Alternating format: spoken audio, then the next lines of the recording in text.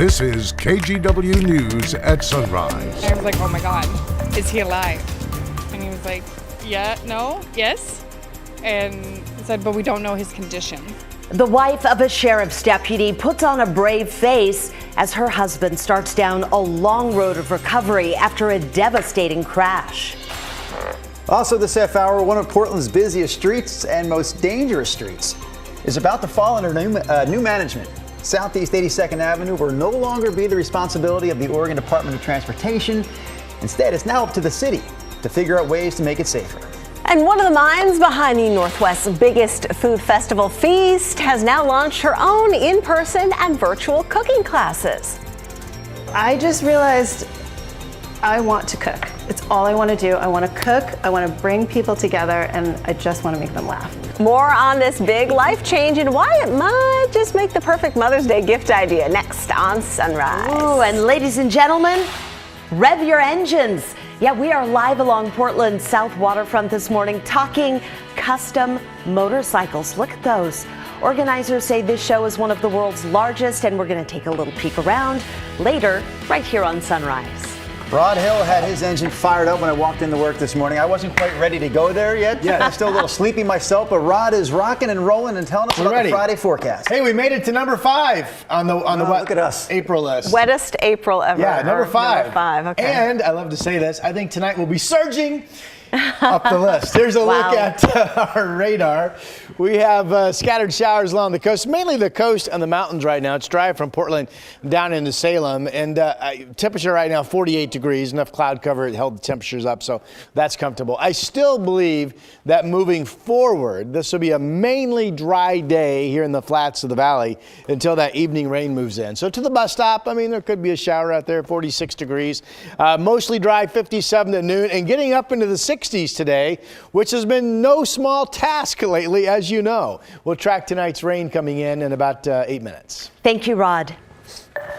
This morning, we're hearing from the wife of the Washington County deputy involved in a devastating crash that killed 2 Beaverton teens earlier this week.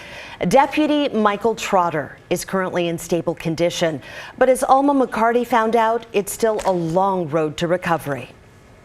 You know it's a possibility. You hear stories, but you never think that it's actually you. As the wife of a sheriff's deputy, Heather Trotter always knew this day could come. Her world came crashing down Wednesday morning with a knock at the door. I was like, oh my God, is he alive? And he was like, yeah, no, yes. And said, but we don't know his condition. Her husband, Michael, had been critically injured when a car full of teenagers ran a red light and slammed into him on TV Highway in Beaverton. His pelvis is destroyed. Now in the hospital, the full scope of his injuries is starting to sink in. He had internal bleeding. It's a fairly low prognosis that he will get full function in his left leg. At the same time, the families of 5 teenagers are also dealing with the devastation. You're not supposed to go before your parents, so that's hurting me, my dad, my uncle, that's hurting everybody. Southridge High School students Matthew Amaya and Juan Pacheco Aguilera were killed. He was just a really kind person. He was always motivated to do better. He was trying to graduate early. He just always made sure everyone was okay. He put everyone before himself. 3 other teens were hurt, their conditions unknown. As the reality of the damage becomes clear, for Heather Trotter, it's the community support. I don't know that I can say thank you enough. And pride for her husband's work that keeps her going. The big thing is that Mike's alive. That's what makes me fine. Alma McCarty, KGW News. Earlier this week, we told you about the accusations of racism against the JV baseball team at Camas High School.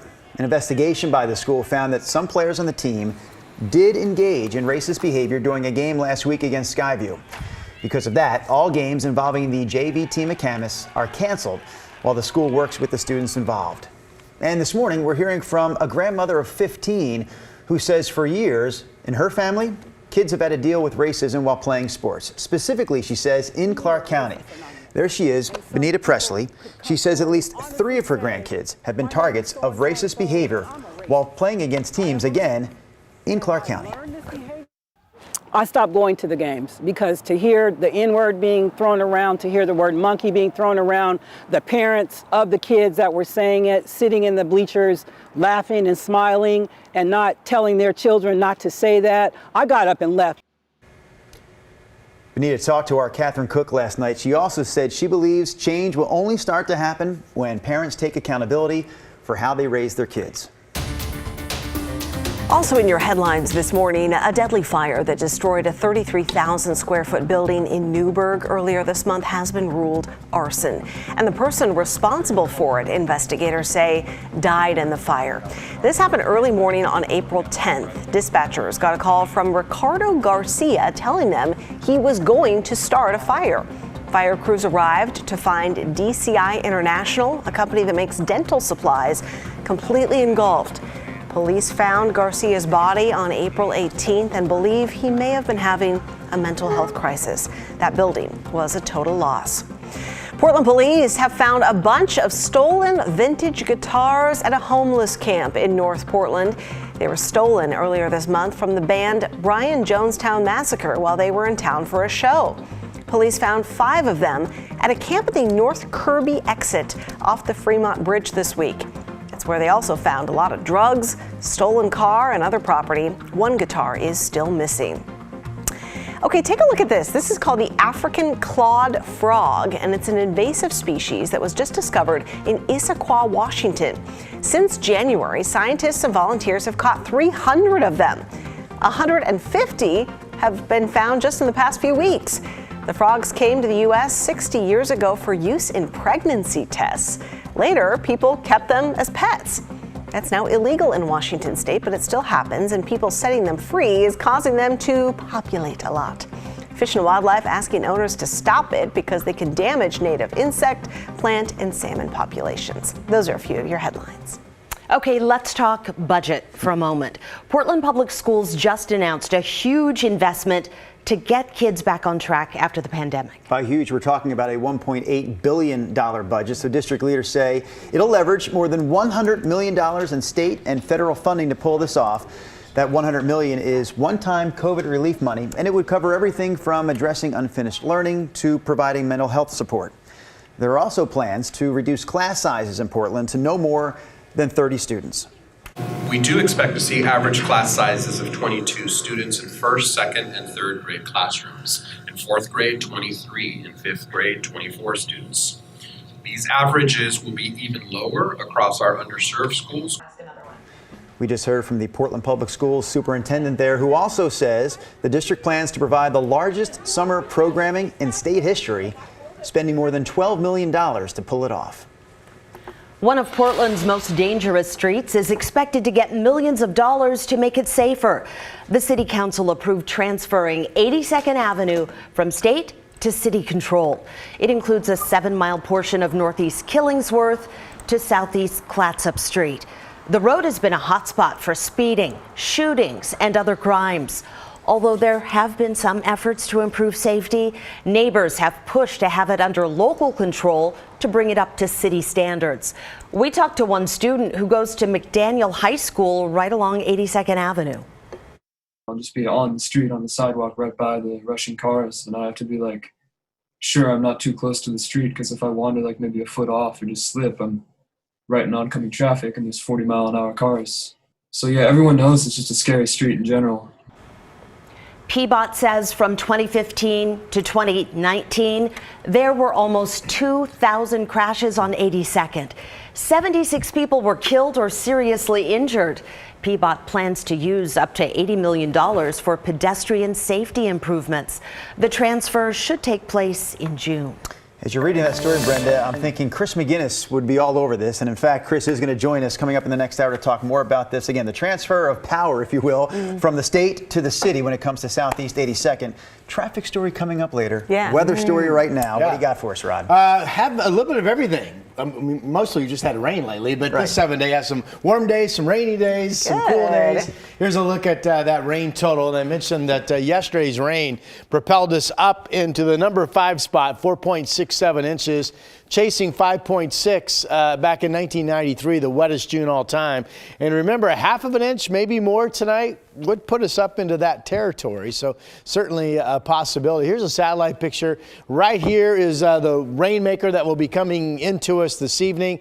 And in the meantime, it really ought to be mainly dry today. Radar is showing a few scattered showers out there currently. And FUTURECAST, in fact, at 8:30 shows the rain chances not zero. The green dots would represent mainly some traces of rain. But overall, I think we'll have a dry day until the rain comes in later on.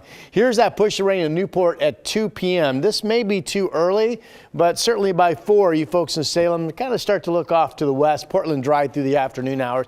And I still think for the Rose City, 7 o'clock is a good bullseye time to start expecting the steady rain to come marching in. Here we are at 7 right now. The heavy stuff just starting to hit the coast at that point, and then steady, widespread soaking rainfall overnight. Here we are at 10 p.m. That breaks into showers by the time you wake up tomorrow morning. Saturday for your weekend, scattered stuff. Sunday, completely dry, no rain chance at all. So forecast models have been pretty consistent on giving Portland somewhere around 3/4 of an inch of rain with what comes in overnight tonight. Similar amounts in Tillamook and maybe not quite as much in Salem. So we'll see how close those numbers are to reality. Right now, temperatures 45 in Newport, 48 in Portland, mid-40s in the Dalles, cold in Baker City, and 24 out in Burns. You folks will have a sunny day east of the Cascades. Our forecast high, I think we have a chance to get up to 64 with mainly dry conditions until the evening rain. Tomorrow, scattered stuff, 60. First day of May looks great. Partly cloudy skies, 66. Another soak Sunday night. Monday, Tuesday, Wednesday still look fabulous. In fact, Wednesday, I'm almost as tall as Wednesday. Look at that. Huh? Okay. All right, Rod, thank you. One of the most influential people in Portland's restaurant industry has always been behind the scenes. Now she's starting her own cooking videos and hosting hands-on and virtual classes. Think about Mother's Day coming up, some gift ideas. How you can sign up and learn some of the great recipes that go back to the restaurant her family owned growing up.